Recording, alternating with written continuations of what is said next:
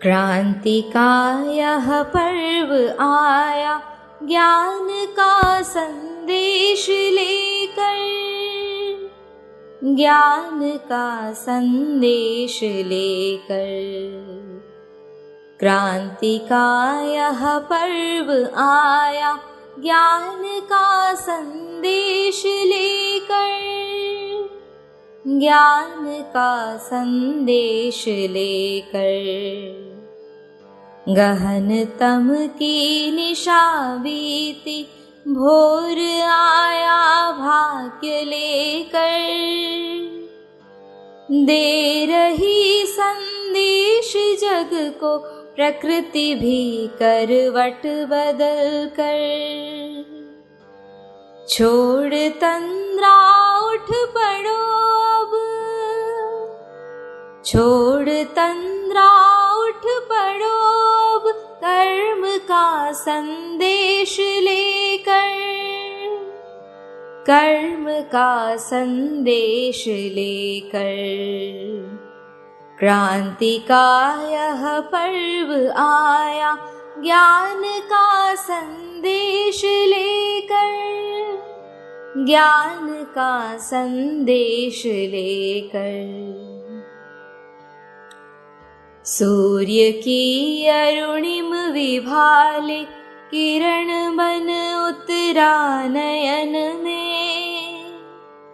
साधना का हो बसेरा, गंध बन विचरो पवन में।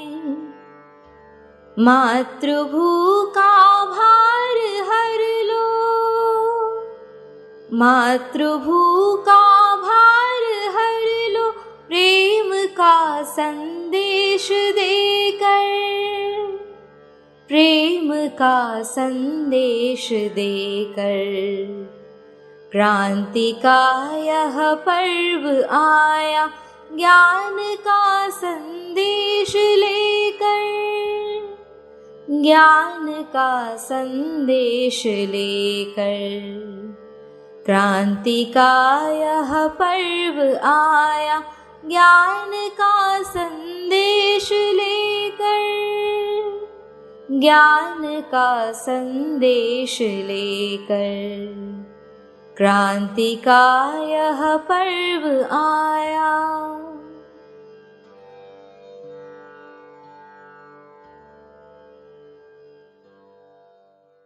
ओम शांति। दुःख न आनंद ही, अन अंत न नारंभ ही। नावाहे चाल लेली, काल ही अन आज ही। न दुख है न आनंद है, न अंत है न आरंभ है। जीवन की ये नाव बस चल रही है, कल भी और आज भी। मी तसा प्रत्यक्ष नाही, न विदेशी मी तसा। मी नवे की बिंब माजे, मी न माझा आरसा। क्या हूँ यही खो गया है, जो आईने में दिख रहा है शायद वो मैं नहीं। जो परछाई है वो मेरी है या किसी और की है पता नहीं। याद नाही साध नाही, ना सखी वा सोबती। नाद आहे या घड्याला, अनघड्याच्या भोवती। संध्या छाया आणि काया, जोडुनी यांचा दुवा। नाव आहे चाललेली, दूरची हाले हवा। एकला मी नाही जैसा, नाही नाही मी दुना। जीवनाला ऐल नाही पैल तैसा मध्य ना।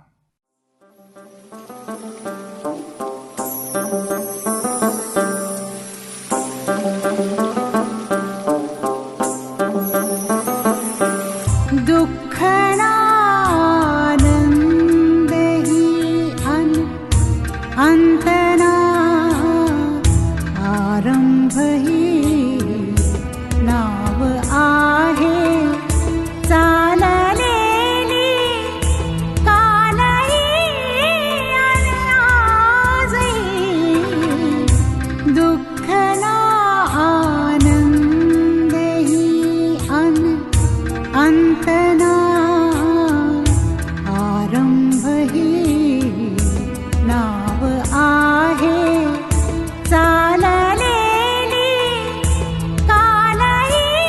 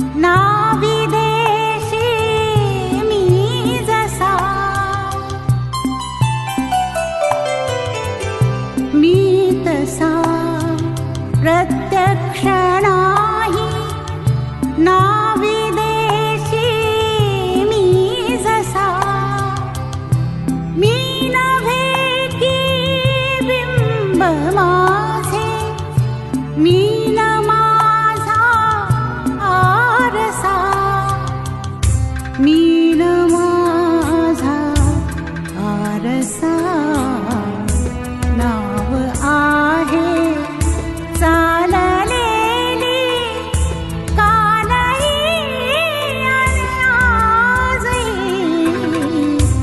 दुःख ना आनंदही.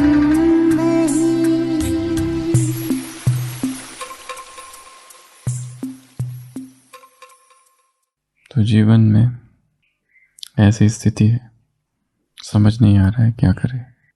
न साथी है, न कोई संगी है, न किसी की याद, न कोई याद आ रहा है. बस एक नाद, एक संगीत, वो भी मेरा ही, मेरे ही मन का. शरीर और उसकी छाया का मिलन, और जीवन की नाव चल रही है. नाव आहे चाललेली दूरची हाले हवा. दुःख ना आनंद ही, अनंत ना आरंभ ही. सुबह की मुरली में एक बहुत सुंदर शब्द आया है. वो वास्तव में प्रयोग तो किया गया है संसार की आत्माओं के लिए, परंतु यहाँ जो है और हम सब जो है, हमारे लिए भी कभी कभी वो प्रयोग किया जा सकता है. कौन सा शब्द? अनजान. किसी को ये कहना कि तुम अज्ञानी हो, ये अज्ञानी आत्मा है. इसमें क्या भरी है? एक घृणा और एक अहंकार. तुम अज्ञानी और हम ज्ञानी, तुम छोटे और हम बड़े, तुम कम पवित्र हम ज्यादा पवित्र, तुम बेसमझ ना समझ, तुम बगुले हम हंस, हम शुद्ध तुम अशुद्ध, तुम शूद्र म्लेच्छ, तुम पतित हम पावन, तुम नॉन बीके हम बीके, तुम नादान, तुम पत्थर बुद्धि. इन सभी शब्दों से ये शब्द बड़ा अच्छा है, अनजान. कैसी आत्माएं हैं वो? बाप आज किसको देख रहे हैं? संसार की अनजान आत्माओं को देख रहे हैं. वे फिर भी तो आत्माएं हैं, फिर भी अपना ही परिवार है, और अनजान है, जानते नहीं है. और इस परिवार के अंदर भी बाबा ने कहा ईर्ष्या, घृणा और अलबेलापन, ये अगर है, ये भी किसकी निशानी है? अनजानपने की ही निशानी है. माइल्ड वर्ड है, थोड़ा डिग्निफाइड, थोड़ा सा सम्मान पूर्वक. तो जीवन में जब ऐसी स्थिति आ जाए, क्या करूं और क्या नहीं करूं, कंफ्यूज्ड माइंड, करना चाहिए नहीं करना चाहिए. एक वो आत्मा कहे कि मुझे पता नहीं क्या करूं. हम सोचते हैं क्योंकि अज्ञानी है इसलिए, परंतु यदि ज्ञानी के जीवन में यह स्थिति आ जाए, ज्ञानी अर्थात ज्ञानी हम किसे कहते हैं? जो अमृत वेला उठते हैं, मुरली सुनते हैं और बाहर का नहीं खाते, सेवा वगैरह करते हैं थोड़ी बहुत, और मुख से बाबा बाबा कहते हैं और थोड़ा बहुत ज्ञान सुनते हैं, सुनाते हैं, और क्या करते हैं? ज्ञानी की परिभाषा ये 3-4 चीजें जो करते हैं वो ज्ञानी. और जो ये नहीं करते वो पक्के अज्ञानी. बाकी विकार उतने भी उधर भी है, इधर भी वही है. इधर आत्मा परमात्मा के साथ सारे विकार है के ज्ञान के साथ, उधर उनके पास आत्मा परमात्मा का ज्ञान नहीं है इसलिए विकार है. पर लगभग सेम अवस्था है, अनजान. जैसे जीसस क्राइस्ट सूली पर कहता है कि इनको पता ही नहीं ये क्या कर रहे हैं. उनके प्रति नफरत का भाव नहीं है, अनजान है बेचारे, तो क्या करेंगे. अब उन्हें पता ही नहीं कि वो बोल क्या रहे हैं, बेहोशी है. जो उस दिन भी कहा था, इस यज्ञ में 3 प्रकार की आत्माएं. एक वो जिन्होंने बहुत ऊंची अवस्था और ऊंचे सत्य और ऊंचे अनुभवों को जाना, पाया, समझा और वहीं पर स्थित है. दूसरे वो जो वहां तक पहुंचे और फिर नीचे आ गए और आज तक वापस पहुंचे ही नहीं. कोशिशें जारी है. थोड़ी झलक ऊपर की दिखी, दीवार के ऊपर देखा और फिर नीचे आ गए. अब तक वो अनुभव चालू है कि हम जब आए थे तो ऐसा ऐसा हुआ था, हमें ऐसा ऐसा अनुभव तब हुआ था. अब क्या हो रहा है किसी को पता नहीं, तब हुआ था बस. और तीसरे वो जो कभी चढ़े ही नहीं, उन्हें पता ही नहीं कि ऊंची अवस्थाएं भी होती है. वो है अनजान आत्माएं. यहाँ पर अनजान है, और जो अनजान है उसका कोई दोष थोड़ी होता है. कोई दारू पीकर बहुत चिल्लाता है, उस पर कोई क्रोधित होता है क्या? क्या समझते हैं? अंडर इन्फ्लुएंस, नशा उतरने के बाद बुद्धि उसी की अपने आप ठिकाने आ जाती है। दुख न आनंद ही अनंत नाही आरंभ ही, नाव आहे चाललेली काल ही आज ही।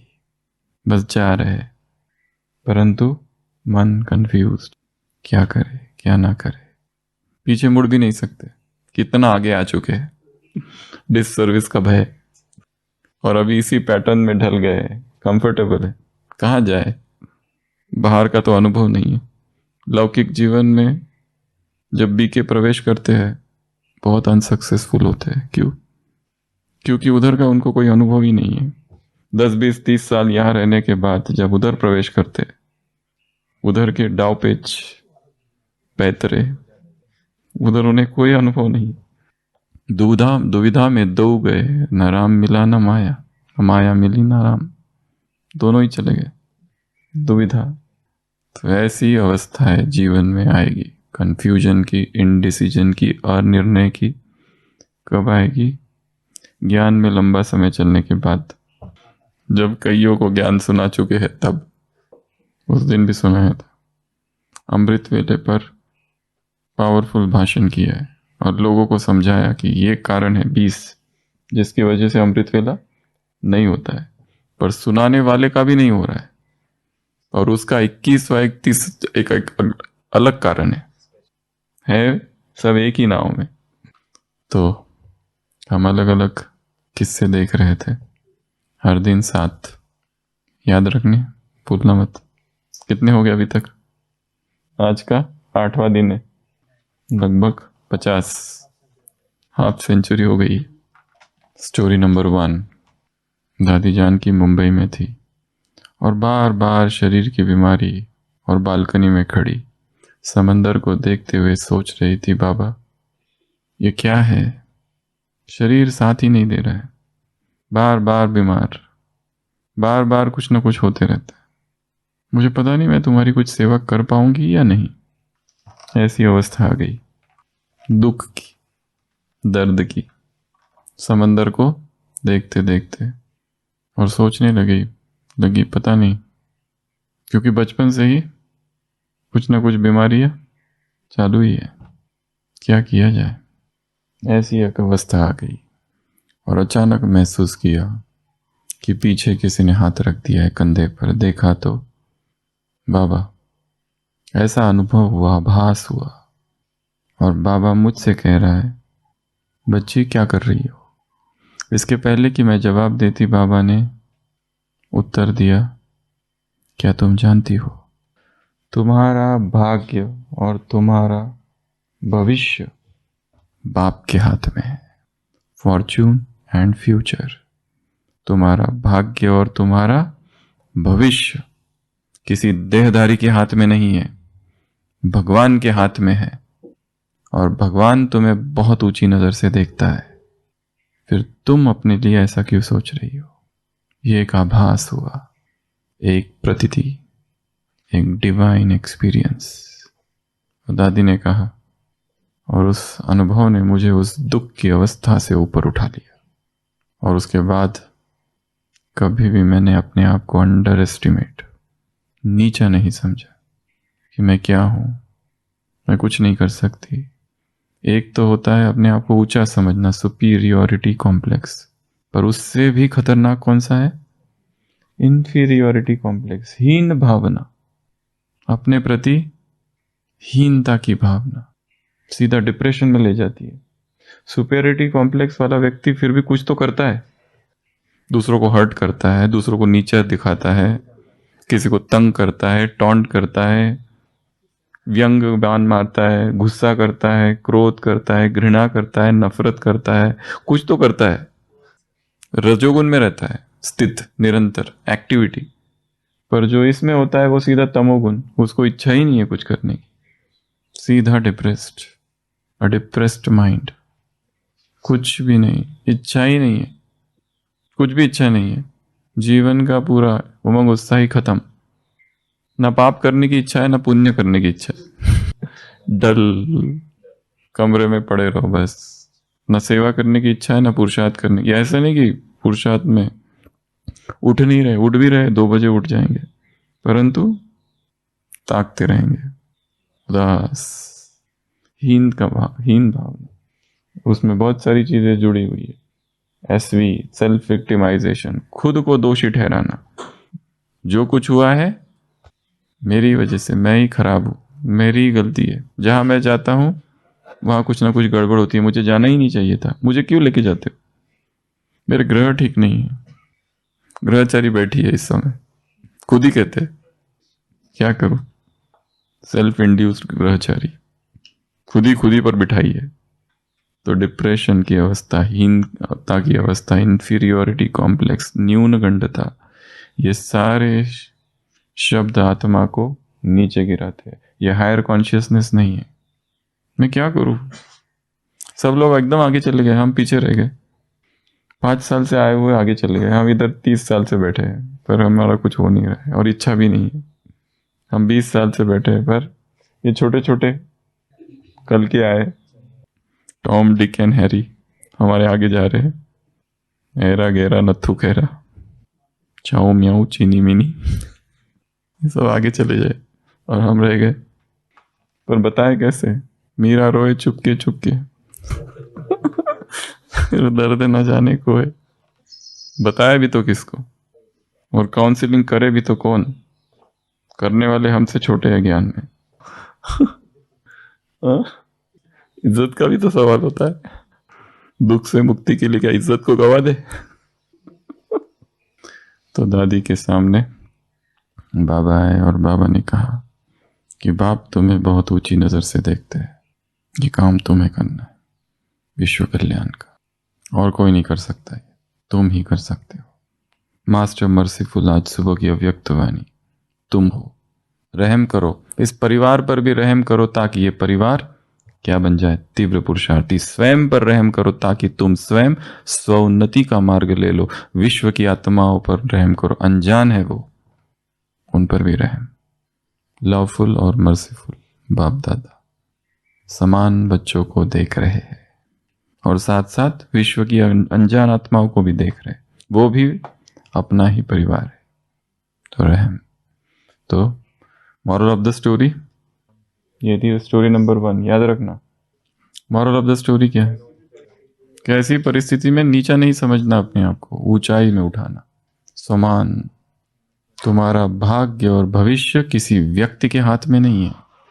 कोई व्यक्ति डिक्टेट नहीं कर रहा है, स्वयं भगवान डिक्टेट कर रहा है, स्वयं भगवान के हाथ में। और उसने तुम्हारी तकदीर बहुत ऊंची है, पहले से ही लिख चुका है वो। अब अपने आप को नीचे नहीं गिराओ, अपने आप को नीचा नहीं समझना है, ऊंचाई में ले जाओ। 1 घंटा बैठो और जितने सामान याद आते हैं आंख बंद करके उस सारे सामान याद करो, उसके बाद देखो क्या होता है। अधिष्ठान लॉक कर दो, ट्रिपल लॉक। आंखें बंद, मुख बंद और हाथ बंद, पैर बंद, सब बंद, लॉक। और याद कर दो क्या क्या बाबा ने मेरे लिए कहा है। जितना याद आता है याद करने की कोशिश करो, फिर देखो क्या होता है, अपने आप स्मृति ऊपर उड़ जाती है। तो स्टोरी नंबर 1। स्टोरी नंबर 2, संतोष बहन जी महाराष्ट्र के सुनाते हैं कि उस समय ब्रजेंद्र दादी साइंस सेंटर पर थे और पहले ही संतोष बहन को बाबा ने कहा था आप मुंबई जाओ, पर संतोष बहन जी ने कहा था मैं मुंबई नहीं जाऊंगी, वहाँ लौकिक रिश्तेदार है और लौकिक रिश्तेदार जहाँ होते हैं वहाँ स्व उन्नति होती नहीं है, इसलिए मुझे कहीं और भेजो। तो बाबा ने कहा था ठीक है तुम पूना जाओ। परंतु फिर बाद में जब ब्रजेंद्र दादी अकेली थी सेंटर पर, तो बाबा मुंबई आए थे, तो और फिर मुंबई में बाबा ने संतोष दीदी को बुला लिया क्योंकि ब्रजेंद्र दादी अकेली है। और संतोष दीदी जब आए तो उनको भी थोड़ा कॉन्फिडेंस अब हो गया था, मोह माया अभी थोड़ी अवस्था पक्की थी। तो बाबा ने कहा कि तुम ब्रजेंद्र दादी के साथ रहो। तो संतोष दीदी लिखती है कि मुझे भी बाबा के सामने ये दिखाना था कि मैं अभी कितनी पक्की हो गई हूँ। तो बाबा को मैंने कहा कि बाबा मैं अकेली भी रही तो कोई फर्क नहीं पड़ता अब मुझे, मैं अकेली भी रह सकती हूँ। तो बाबा ने कहा बच्ची एक बात हमेशा याद रखना कि तुम्हें अकेले कभी भी नहीं रहना है, क्योंकि ब्रह्मा कुमारियों में आकर्षण, रूहानी आकर्षण होता है। इसलिए कभी भी अकेले रहना नहीं, हमेशा किसी न किसी को साथ में रखना। दीदी ने कहा ये बात मेरे मन पर तब से ऐसी अंकित हो गई कि ये हमेशा मैंने फॉलो किया, और मैं जो दूसरी बहनें हैं अभी उनको कभी भी अकेले रहने नहीं देती, हमेशा किसी ना किसी को साथ रखो। ये मार्ग अकेले का मार्ग है, परंतु रहना संगठन में है। इस मार्ग में कोई साथी, कोई संगी, कोई नहीं है, परंतु सेफ्टी का साधन है संगठन में रहना। और बहनों के लिए विशेष, सेवा से अधिक महत्वपूर्ण है सेल्फ सेफ्टी। सेवा होती रहेगी, तुम नहीं थे तब भी सेवा हो रही थी, तुम हो तो भी सेवा है, और जब तुम नहीं रहोगे तब भी सेवा। जैसे डॉक्टरों के लिए दिखाते हैं ना, डॉक्टर्स की गीता, डॉक्टर लोगों की भी गीता होती है। किसी ने भेजा था ये, पता नहीं कहाँ गया, कहीं तो था कि जब तुम नहीं थे तब भी हॉस्पिटल था जब तुम थे हो तो भी है, जब तुम नहीं रहोगे तो भी रहेगा। ना पेशेंट तुम्हारा कभी था, ना है, ना कभी रहेगा वो गीता का सार है ना, वैसे डॉक्टर्स के लिए भी है, वैसा था एक कहीं तो हम हैं, तो ये नहीं सोचना है कि हम हैं इसलिए सेवा हो रही है। जब तुम नहीं थे तब भी हो रही थी, जब तुम नहीं थे तब भी डिपार्टमेंट चालू था, और जब तुम नहीं होंगे तब भी चलेगा, और शायद थोड़ा ज़्यादा ही अच्छे से चलेगा। तुम्हारा होना ही बाधा है, हट जाओ। तो मार्ग तो अकेले का ही है, परंतु रहना है संगठन में। संगठन किला है, इस किले से बाहर जाते ही विकर्म चालू हो जाते हैं। ब्राह्मण परिवार के बाहर जाते ही क्या हो जाता है, छूट मिल जाती है और विकर्म चालू हो जाते हैं। इसलिए इसी परिवार के बीच में रहना, चाहे कैसी भी हो आत्माएं, वन की काठी है, कैसी भी हो, फिर भी बाबा बाबा तो कहते हैं। आज की मुरली में भक्तों का उदाहरण दिया है। भक्तों को डर तो रहता है, बाप का नहीं, पाप का। तो यहाँ डर तो रहेगा, वहां डर खत्म हो जाता है बाहर जाते ही। इसलिए कैसी भी आत्माएं हो, कैसी भी छोटे मोटे टकराव, एक्सीडेंट्स होते रहेंगे, चलेगा थोड़ा बहुत, चाहे कैसी भी। बाबा बाबा तो कहती है कम से कम वो आत्मा, और हिसाब भी तो चुकतू हो रहा है। कोई एक आत्मा है, उसको 63 जन्म सब ने मिल के सताया, पकड़ पकड़ के। किसी जन्म में बेचारा किसान था, जमींदार ने जमीन हड़प ली। किसी दूसरे जन्म में छोटा राजा था, बड़े राजा ने आक्रमण कर दिया, कितना अत्याचार किया। अभी तुम्हारा बॉस एक ही काफी है सबके लिए एकदम इंस्टेंट हिसाब किताब, क्रैश कोर्स है। कहाँ अभी और जन्म तो है नहीं, क्रैश कोर्स है हिसाब किताब, फटाफट फटाफट। इसीलिए हिसाब चुकतू करते रहो खुशी से। हिसाब किताब भी एक यात्रा है, जैसे जीवन से मृत्यु तक की यात्रा है, जैसे ब्राह्मण जीवन की यात्रा है, वैसे हिसाब किताब भी एक यात्रा है। उसका भी A to Z है। ये मत समझना ये हिसाब किताब चलते ही रहेगा, उसका भी एक अंत है कभी ना कभी। ये क्यों ना इस यात्रा को भी सुखदायी बनाया जाए। जरूरत नहीं है पति अभी ज्ञान में आ जाएगा तुरंत, हो सकता है 20 साल लग जाए। हम सोचते हमारा बेटा ज्ञान में चले, कुमार कुमार कुमार, पर हो सकता है वो उसके बेटे के द्वारा ज्ञान में आने वाला है, तो कैसे आएगा अभी टाइम है। ये स्टोरी यज्ञ के शुरुआती दिनों की है। गुलजार दादी सुनाती है कि जब यज्ञ कहाँ था, जो हमने विस्तार से और बहुत ज़्यादा विस्तार से देखा, हैदराबाद, जहाँ चालू किया। पहली बिल्डिंग थी यशोदा निवास, दूसरी बिल्डिंग लाखा भवन, और तीसरी बिल्डिंग थी ओम निवास। तो ओम हाई स्कूल जो चालू हुई थी, ओम हाई स्कूल। तो गुलजार दादी सुनाती है कि हमारी किस तरह से पालना हुई थी। हम छोटे छोटे थे बहुत, तो सुबह ड्रिल होती थी, दिन भर अलग अलग क्लासेस होती थी। एक हॉल था जिसमें 80 पलंग बेड थे, और एक एक जो बेड था, एक एक बेड पर एक एक मच्छरदानी, और हमको संभालने वाली माताएं थी, और मम्मा बाबा सुबह आते थे गुड मॉर्निंग, रात को आते थे गुड नाइट। और वो जो माताएं थी वो जब हम अंदर जाते थे बैठ के, तो मच्छरदानी लगा के तक और टॉर्च से देखती थी उसके अंदर कोई मच्छर तो नहीं घुस गया। दादी कहती है ऐसी पालना और किसको मिलेगी, ये हमारी पालना होती थी। और सोने से पहले 3 मिनट चिंतन, या फिर ये सोच कि क्या क्या किया दिन में, हमें 3 प्रकार की साधना सिखाई गई, एक ब्रह्मा, एक विष्णु, एक शंकर। मैं हूँ ब्रह्मा, मैं हूँ विष्णु और मैं हूँ शंकर। ब्रह्मा अर्थात सुबह। सुबह कौन हूँ मैं? ब्रह्मा हूँ। क्या करता हूँ? रचना करता हूँ। दादी क्या कहती है कि हम सुबह एक दूसरे से पूछते थे तुम कौन हो, पूछते थे, वो कहती थी मैं ब्रह्मा हूँ। दोपहर को पूछते थे तुम कौन हो, तो कहते थे मैं विष्णु हूँ। पालना करनी है, जो संकल्प सुबह रचे पावरफुल, अब उन संकल्पों की दिन भर पालना करनी है। और रात में तुम कौन हो? शंकर, जो अननेसेसरी वेस्ट दिन भर चला, उसको रात को सोने से पहले क्या करना है? नष्ट करना है। अगर कोई पाप, कोई विकर्म हो गया दिन भर, झूठ बोल दिया, उसको सोने से पहले खत्म करके सोना। दिन भर के हमारे स्वमान थे, मैं ब्रह्मा हूं, मैं विष्णु हूं, मैं शंकर हूं, मैं ठाकुर हूं, देवी हूं, ये सारे स्वमान थे। और दादी गुलजार लिखते हैं बाबा हमें ड्रिल कराने ले जाते थे, और जहाँ ले जाते थे उसी के बाजू में एक साधु था, उसका सत्संग था वहाँ।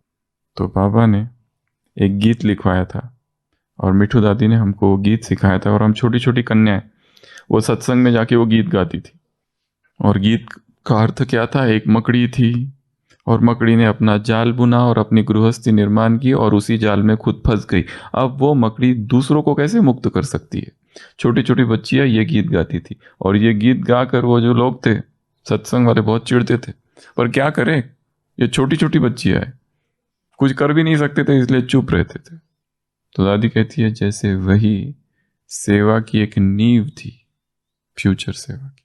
तो ये एक दादी का अनुभव है। कहाँ का? हैदराबाद का। कितनी सारी, छोटा सा अनुभव है पर कितनी बातें हैं उसमें। क्यों दादियों का संगठन इतना मजबूत है? क्योंकि उनको पालना ही वैसे मिली है। बाबा एक एक को जब वो मेडिटेशन में बैठते थे तो फल काट के रखते थे, और जो एक एक गुजरता उसके मुंह में डाल के देते थे, क्योंकि पालना ही इतनी पावरफुल मिली। यदि हम चाहते हैं तो विद्यार्थी या जो नए आगंतुक या जो नए लोग ज्ञान में आते हैं वो मजबूत रहे, तो उन्हें ज्ञान की आवश्यकता कम है। किसकी आवश्यकता है? पालना की आवश्यकता है। कुमारों को 2 ही चीजें चाहिए सेंटर पर, वो 2 दे दो, हमेशा के लिए सेवा करेंगे। वो 2 ही नहीं देते हैं तो भाग जाते हैं। कौन सी? प्यार और भोजन तृप्त कर दो थोड़ा सा, तो जीवन न्यौछावर कर देंगे, नहीं तो ओम शांति। बहन जी वो जो टेप रिकॉर्डर दिया था ना, वो थोड़ा काम है, चाहिए था वापस, और लेके गुम।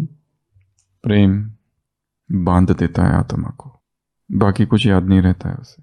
कुछ भी कर सकता है, कितनी भी सेवाओं से वो थकता नहीं है, परंतु यदि उसकी तरफ ध्यान ना दिया गया तो वो थक जाता है। स्तुति अगर नहीं की गई तो थक जाता है। वैसे होना नहीं चाहिए, पर अब क्या करें, दुख ना आनंद ही अनवेदना। प्रोत्साहन जरूरी है, प्रेम की पालना जरूरी है। जैसे दादियों को पालना दी गई वैसी ही पालना, खाली कुमारों की बात नहीं, सभी को, सबके लिए निस्वार्थ निश्चल प्रेम। एक दूसरा, कौन सा अभ्यास करना है? सुबह सुबह ब्रह्मा बनकर नए संकल्प रचने। क्रिएटर, सर्जक, करतार है हम, सुबह सुबह सर्जनहार है।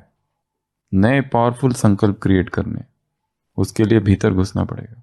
इसलिए कहा यह अभ्यास बहुत अच्छा है। चुपचाप बैठ जाओ थोड़े, आधा घंटा तक कहीं पर भी, क्योंकि ज्ञान सुना बहुत है। अब जो सुना है उसको दोहराओ, उसको उगारना है, उसको वापस लाना है। एक बार मुरली पढ़ो और फिर बैठ जाओ और याद करने की कोशिश करो क्या क्या था, जितना याद आता है। That is the method. और तीसरी बात, सेवा, निर्भयता, युक्ति से सेवा।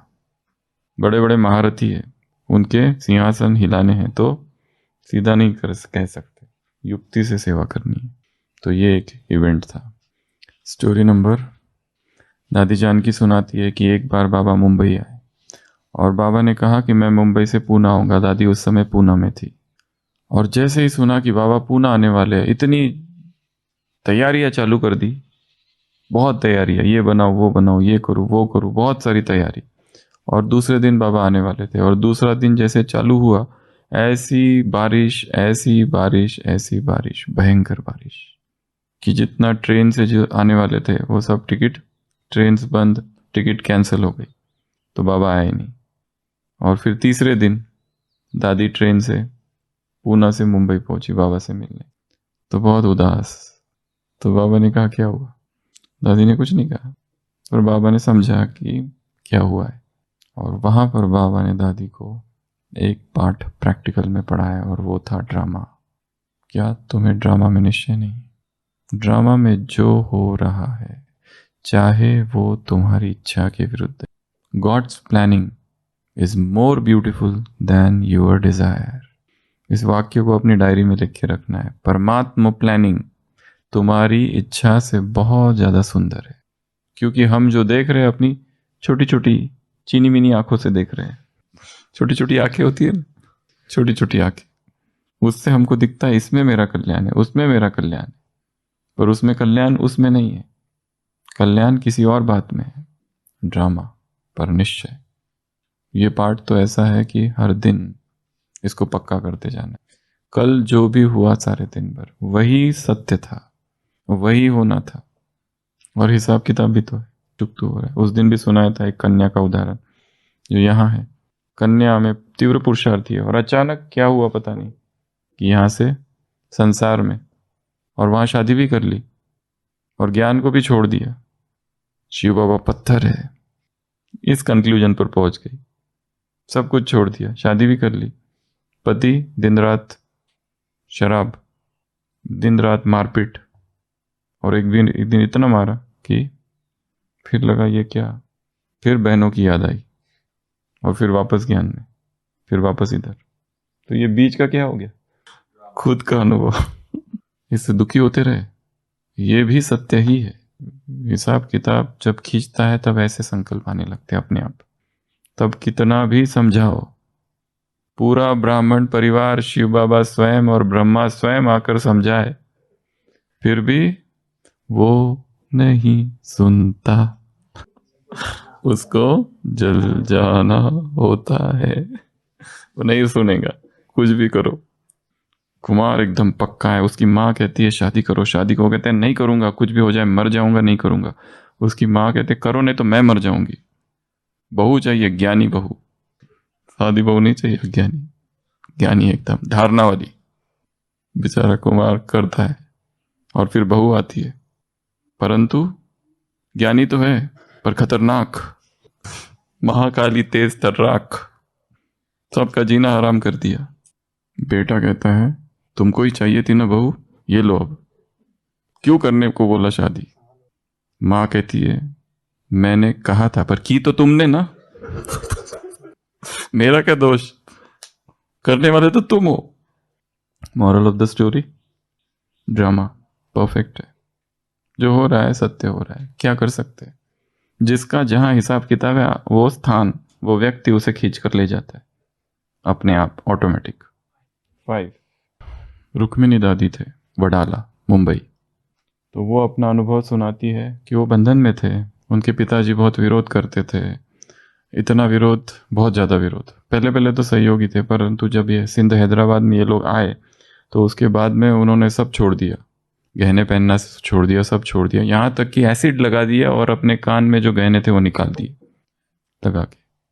और पिताजी ने पूछा ये क्या, कैसे हो गया? उन्होंने कहा चोट लग गई। इतना वैराग हर चीज़ से। और फिर बांधेली थे वो, तो मुंबई से एक बार राखी थी तो बाबा को राखी भेजी। वो पोस्टमैन ने कहा था बहुत पैसे लगे, उसने कहा था कितने भी लगने तो भेजनी है। और उस समय राखी जो आती थी वो हिस्ट्री हॉल में सारी डिस्प्ले करने के लिए रखी जाती थी। और बाबा जैसे आए, बाबा ने देखा एक राखी, बाबा ने पूछा ये राखी किसकी है? तो बाबा को बताया गया मुंबई से बांधेली है उसकी। क्योंकि कराची से 47 में जब वो पार्टीशन हुआ तो वो लोग मुंबई आ गए थे, यज्ञ ब्रिज कोठी इधर आ गया था, और फिर हिस्ट्री हॉल। तो बाबा ने कहा ये मेरे बांधेली बच्ची की राखी, ऐसी दादी बाद में बताती है। और फिर बाबा एक जब मुंबई आए और क्लास चालू था, और वो रुक्मिणी दादी जब घर से छुपके से आके बैठी तो बाबा ने तुरंत पहचान लिया उसको कि ये वही तुम। बाबा ने कहा तुम वही गुप्त गोपी हो ना, ये मेरी बांधेली बच्ची है। तो उनको आश्चर्य लगा, बाबा ने कैसे पहचाना? वडाला, मुंबई। और उसके बाद में फिर उनके पिताजी ने शरीर छोड़ा और फिर वो एकदम ज्ञान में समर्पित हो गए। छोटी सी स्टोरी है, पर इसमें भी वही चीज़ जो हम रोज देख रहे हैं कि बाबा में वो एक शक्ति जागृत हो गई थी। आत्माओं को देखते ही परख लेना या जान लेना उनके बारे में, उनकी कुंडली के बारे में। भृगु ऋषि ब्रह्मा को कहा जाता है, जो भविष्य जिसने बता सके दूसरों का।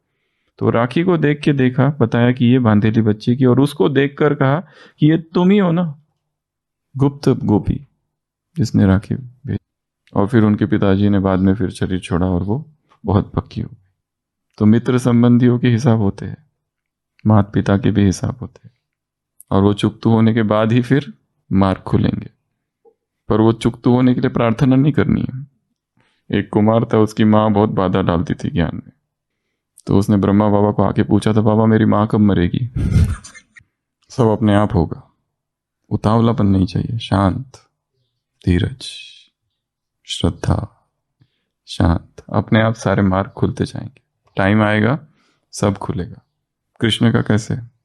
बेड़ियां खुल गई, दरवाजे खुल गए, पहरेदार सो गए, यमुना में बाढ़ थी वो भी पार हो गई। सब कैसे अपने आप हुआ, वैसे अपने आप हो जाएगा। ये है सच्ची जन्माष्टमी। तो वो आएगी, सारे ग्रह अनुकूल हो जाएंगे। अभी सब विपरीत है, पर होगा होगा। एक दिन आकाश बेदाग होगा, एक दिन चेहरा चांद का साफ होगा, होगा होगा होगा, इंसाफ होगा। परंतु थोड़ा सा क्या चाहिए? धीरज चाहिए, पेशेंस, सब होगा। तो कितनी स्टोरीज हो गई? 5। उसके बाद में स्टोरी अगली। बाबा से दादी ने एक बार पूछा, बाबा सतोगुनी बुद्धि क्या होती है? बाबा ने कहा टाइम पर बताऊंगा, प्रैक्टिकल। और कुछ दिनों के बाद दादी पहुंच गई बाबा के पास। किसी एक भाई ने कोई गलती की, वो गलती का वर्णन करते हुए दादी बाबा के पास पहुंची। तो बाबा ने कहा, बच्ची, सतोगुनी अर्थात बुद्धि अर्थात जो किसी के भी दोष न देखे। पहला, अगर देखे भी तो देखते हुए भी ना देखे, सुनते हुए ना सुने। सतोगुनी बुद्धि अर्थात उस आत्मा को उठने के लिए मदद करे। माना वो गिरी हुई है, सभी कहते हैं वो गिरी हुई है, सभी उसको दोषी ठहराते, परंतु ऐसी आत्मा को भी जो मदद करे अपनी भावनाओं से ऊंचा उठाने के लिए, वो है सतोगुनी। ये परिभाषा है सतोगुनी बुद्धि। दोष तो दिखेंगे, सब में है, हम में भी बहुत है, हमें अपने नहीं दिखते। आज की मुरली में है ना, तुम्हारी दूर की नजर बहुत तेज है, दूर की नजर इतनी तेज है, परंतु नजदीक की नजर बहुत ही कमजोर है। दोष देखते हुए भी, क्योंकि सब में है, हम में भी है। Story number 7। दादी एक बार बैठी थी पांडव भवन में, योग हो गया था। बाबा ने कहा, तुम यहां क्या कर रही हो? तुम्हें तो सेवा में जाना चाहिए। तुम जैसी निश्चय बुद्धि आत्मा को देखकर कितने लोग निश्चय बुद्धि बनेंगे, तुम यहां क्या कर रही हो? जाओ सेवा पर। दूसरे दिन दादी को इतना ये हुआ कि मुझे कुछ करना है सेवा। तुरंत कुमार का दादी के पास गई, कुछ पैसे लिए और पैसे लेके अहमदाबाद पहुंची। अहमदाबाद में जैन टेम्पल्स थे, वहां जाकर सेवाएं की, जैन मंदिरों में। बहुत पुरानी बातें हैं ये, तब कोई सेवाएं चालू नहीं हुई थी। और फिर वो लोग खुश हुए। फिर पूछा, आप क्या करने वाले हो आप? उन्होंने कहा कि मुझे मुंबई जाना है। उन सब ने ही दादी को पैसे दिए, टिकट बनवा के दिए। दादी टिकट बना के मुंबई पहुंची। वहाँ लौकिक रिश्तेदार थे और उनकी सेवाएं की। जो समुद्र तट पर चित्रों को समझाया। दादी ने लिखा, यह मेरा एक छोटा सा अनुभव है, परंतु इसने सेवा की नींव डाल दी कि मुझे एक जगह बैठना ही नहीं है। क्या करना है? सेवा करते रहनी है। आत्माएं प्यासी है, अनजान आत्माएं, रहम की आवश्यकता है। सुबह की अव्यक्त वाणी, रहम करो, कृपा करो, दया करो, मर्सी करो। ओ मास्टर मर्सीफुल आत्मा हो। तो ये स्टोरी नंबर 7 फिर से रिवाइज करते हैं। स्टोरी 1, अपने आप को इन्फीरियर नहीं समझना है, ऊंचाई में उठाना है। स्टोरी नंबर 2, संगठन में रहना है। भले अकेले का मार्ग है, परंतु रहना है संगठन में ही, क्योंकि बाहर जाते ही रावण राज्य है। बाहर जाते ही विकर्म होने चालू हो जाते हैं। अपने आप रोज थोड़े थोड़े विकर्म होते हैं और विकर्म करने की हिम्मत बढ़ती है।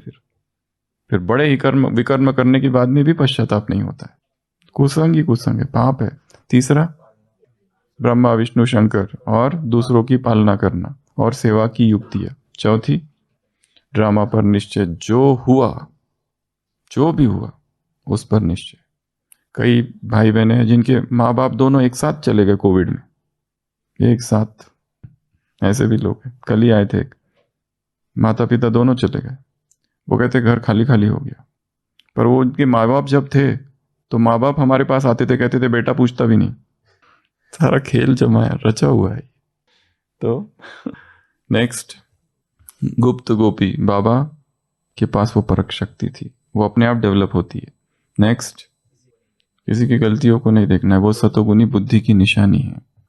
सब कुछ देखते हुए भी निग्लेक्ट करो, दूसरों का ओवरलुक करो, देखते हुए ना देखना। अगला, बैठना नहीं है, घूमते रहना है, चक्रवर्ती बनते रहना, सेवा चालू रहे। तो ये जो दुख की अवस्था अगर कभी आ जाती है तो उससे अपने आप को खुद ही बाहर निकालना है। दुख ना आनंद अनंत ना ही आरंभ नावा है, चाल ले ली काल ही आज। ओम शांति।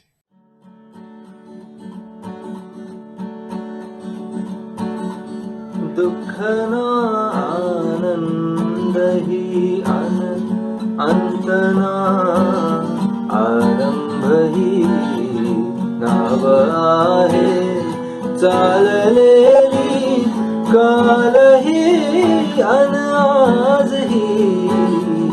दुःख ना आनंद ही मी तसा प्रत्यक्ष नाही, ना विदेशी मी जसा। मी तसा प्रत्यक्ष नाही, ना विदेशी मी जसा। मी नव्हे की बिंब माझे, मी न माझा आरसा। मी न माझा आरसा, नाव आहे चाललेली काल ही अन आज ही। दुःख ना आनंद ही एकला मी नाही जैसा, नाही नाही मी दुणा। एकला मी नाही जैसा, नाही नाही मी दुणा। मी नव्हे स्वामी माझा, मी न माझा पाहुणा। मी न माझा पाहुणा, नाव आहे चाललेली काल ही अन आज ही। दुःख ना आनंद ही प्रश्न की उद्गार नाही, अधिक नाही वा उणा। प्रश्न की उद्गार नाही, अधिक नाही वा उणा। जीवनाला येईल नाही पैल तैसा मध्यना। पैल तैसा मध्यना, नाव आहे चाललेली काल ही अन आज ही। दुःख ना